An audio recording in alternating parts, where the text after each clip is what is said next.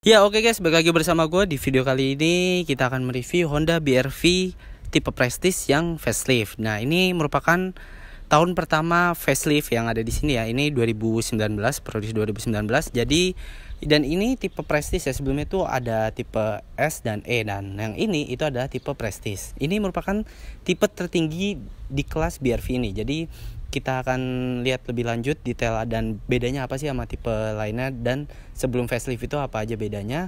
So ikuti lebih lanjut dan jangan lupa untuk subscribe dan tekan tombol loncengnya agar mendapat notif video baru berikutnya.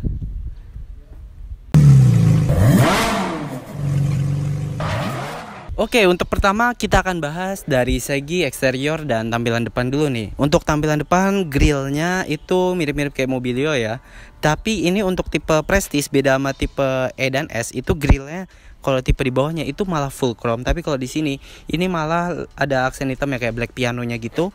Dan ini cuma grill chrome itu ada di tengah, dan di bawah ini juga ada warna silver ya. Ini bukan chrome, ini lebih ke silver. Lalu ada garnish di dekat fog lampnya dengan warna chrome, dan ini kalau dari depan aja udah bisa dilihat berarti ada 3 warna ya.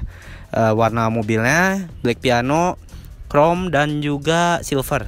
Jadi cukup banyak, dan ini yang banyak juga reviewer omongkan bahwa warnanya rame banget.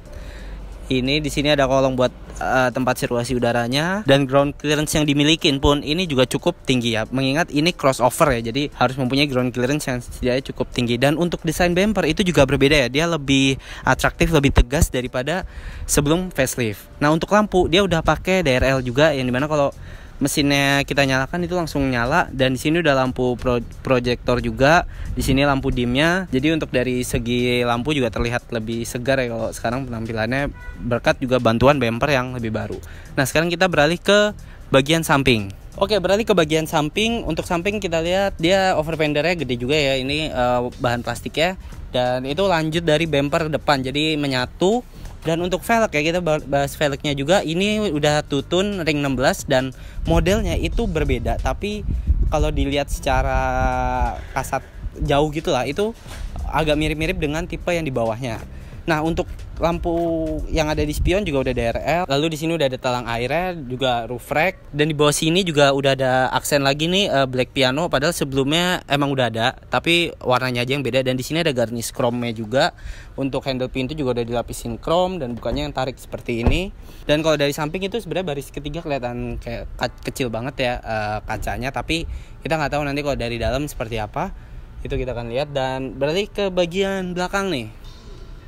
Nah untuk tampilan belakang dia yang paling mencolok banget nih ya, spoilernya jadi gede banget. Ini menurut gua pas sih, walaupun gede tapi jadi membuat mobil ini terlihat makin berisi dan besar. Lalu untuk yang di atas ini lampu remnya dia berada di dalam kaca, bukan di spoiler. Di sini juga udah ada tempat buat air wipernya, dan ada wiper, air wiper.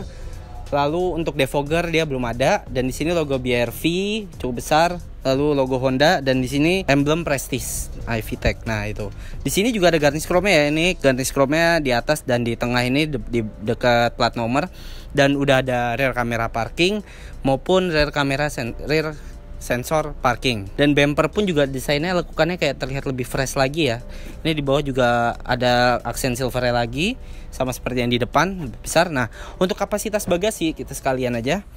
Dia untuk kapasitas bagasi bisa dibilang cukup luas ya. Ini 2 koper diriin pun juga cukup. Terlebih kalau mau kapasitas yang lebih besar itu bisa baris ketiganya dilipat.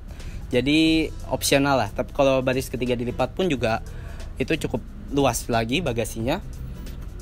Oke, sekarang kita tutup. Dan untuk lampu ya, itu di sini masih perpaduan LED dan juga halogen. Jadi untuk lampu senja atau lampu belakangnya itu udah LED, tapi kalau rem dan sen maupun lampu mundur itu masih halogen. Sekarang kita beralih ke sektor mesin.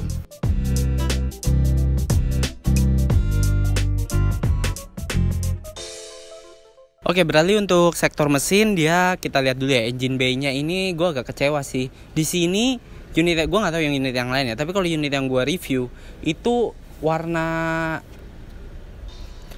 mobilnya itu nggak dicat sampai dalam engine bay-nya ya. Jadi di engine bay ini warnanya masih beda, kayak warna dasar banget. Dan ini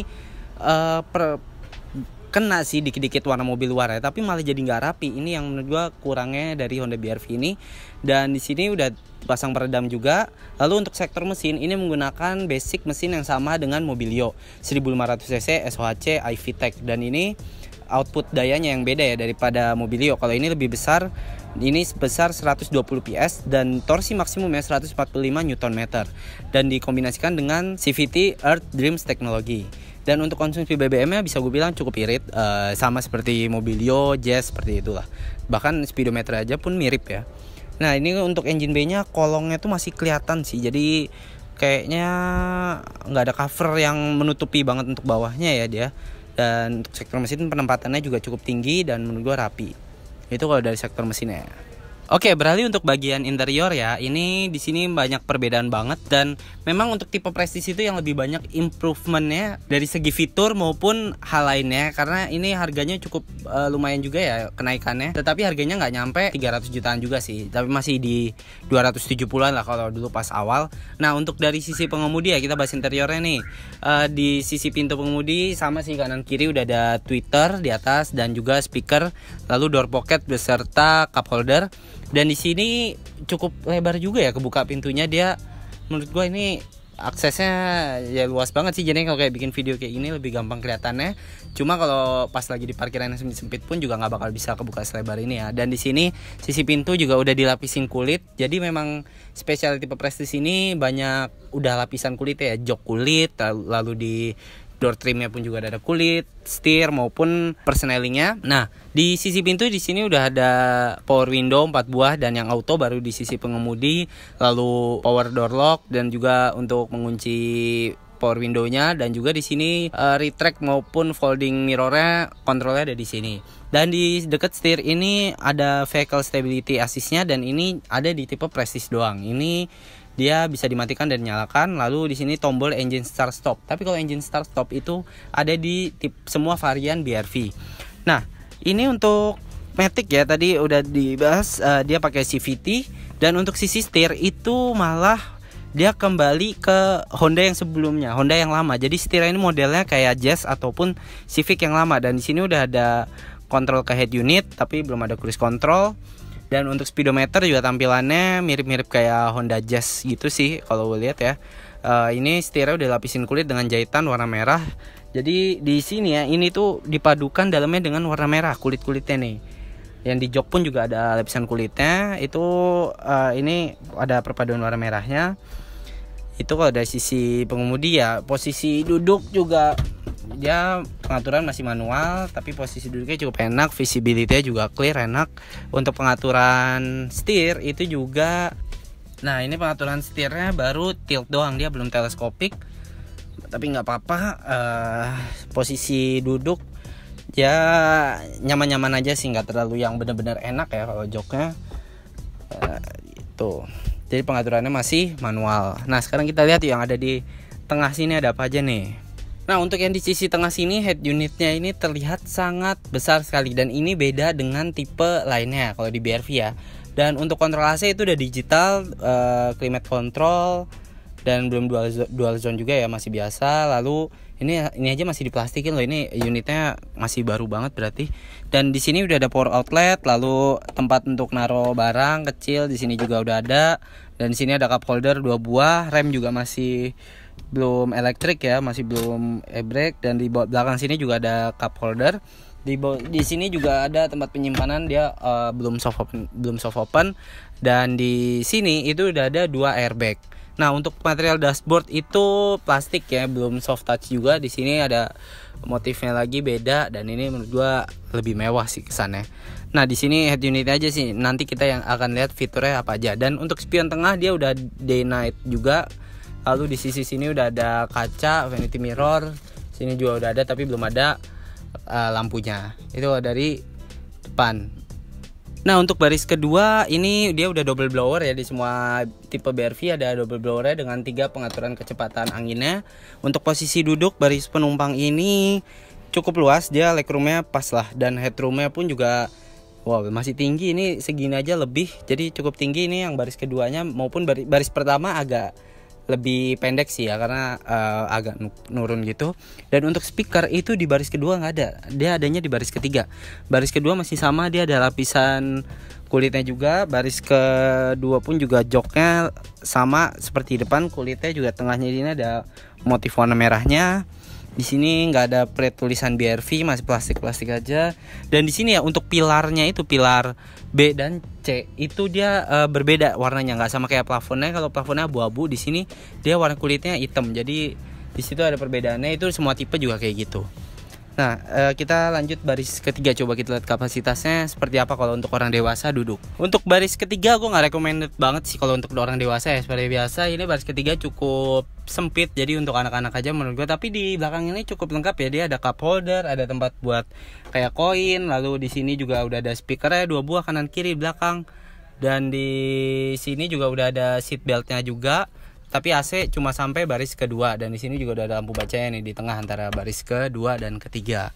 Itu aja sih kalau dari baris ketiga ya. Dan oh ya, gue lupa jelasin bahwa ini joknya juga semua udah isofix. Nah oke guys, kita lanjut ke sektor kaki-kaki. Nah sektor kaki-kaki ini walaupun dia sebenarnya basicnya sama seperti Mobilio ya secara keseluruhan, walaupun cuma beda kayak di luar ya, dari segi mesin aja sama. Nah tapi untuk PCD yang digunakan di velgnya ini beda, dia 5 PCD-nya. Sedangkan kalau Mobilio itu 4.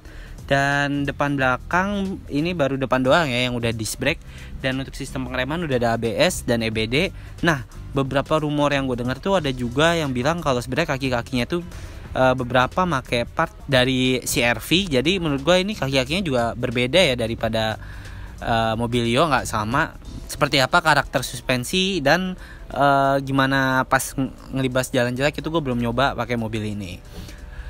Jadi kita habis ini langsung ke test drive dulu aja yuk. Nah kita udah di dalam nih, dan ini pas banget ya hujan, jadi kita bisa mengetes suara tingkatan hujannya ini gimana ke kabin. Nah untuk dari atas ini sebenarnya masih masuk cukup kenceng juga sih, cukup ganggu. Cuma bunyinya kayak lebih halus, nggak kasar banget. Kalau kayak mobil gue tuh Karimun tuh kasar banget. Kalau lagi hujan suaranya pasti berisik banget, denger musik gak bakal kedengeran. Tapi kalau ini masih cukup nyaman sih, peredamnya juga bagus ya, bisa dibilang begitu. Dan untuk ini nih kita ini udah posisi keadaan nyala. Ini seatbelt juga di sini kita pasang, jadi kita sekalian langsung drive aja ya. Tapi sebelum itu kita ngomongin dulu fitur-fitur yang ada di sini nih. Ini untuk mode dari head unitnya, dia ada radio, USB, bisa iPod juga, dan Bluetooth audio, aux juga bisa, connect ke HP juga udah bisa. Ini udah bisa ke audio dan juga bisa mirroring juga. Sini ini tempat kabel aux-nya itu ada di sini nih, dibuka di sini. Nah ini yang USB-nya juga di sini. Ini terlihat lebih besar banget ya daripada tipe varian lainnya. AC 2 buah di sini, AC juga cukup dingin, pengaturannya di sini. MID juga di sini cukup lengkap, informasinya ada average-nya, terus range-nya, trip A, trip B-nya. Jadi cukup informatif sih, cukup ya. Dan BBM juga ada, bentuknya udah bukan analog lagi tapi udah digital. Tapi tachometer maupun speedometer itu masih analog, dan dia terdapat ring warna putih gitu. Jadi enak dilihat. Pengaturan tingkatan ininya, keterangan head unitnya nggak pengatur lampu terangnya si MID-nya tapi nggak ada ya, nggak di sini. Jadi speedometer terangnya belum bisa diatur itu. Tapi kalau misalkan DRL ya, itu tadi kalau kita nyalakan lampunya itu dia DRL-nya akan menjadi redup gitu. Oke, sekarang kita seperti biasa seperti video-video kemarinnya ya, kita coba bawa bentar. Ini mobil dia road, coba yang gue pengen denger tuh road noise-nya kalau di jalan konblok itu gimana. Kalau ada becekan sih ya masih masuk, cuma masuknya tuh suaranya tuh soft gitu loh, nggak yang kasar. Jadi peredamannya udah cukup baik untuk BRV ini.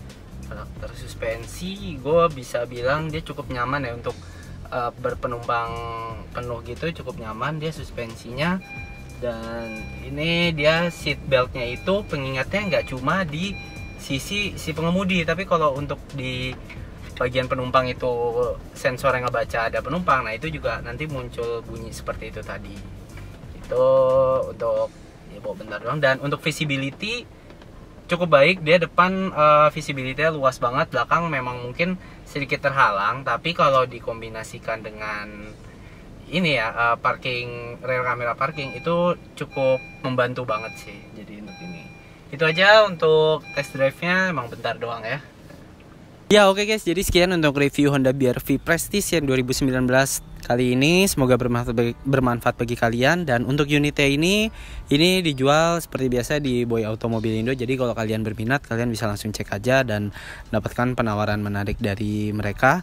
Ini kondisinya masih mulus banget dan menurut gue cukup worth it. Dan pesaingnya itu Terios, Rush, dan juga XL7 ya, yang dari Suzuki itu. Dan dari para pesaingnya itu, ini paling fun to drive kalau kata owning experience-nya itu. Salah satu ownernya mengatakan bahwa ini paling fun to drive di antara pesaingnya.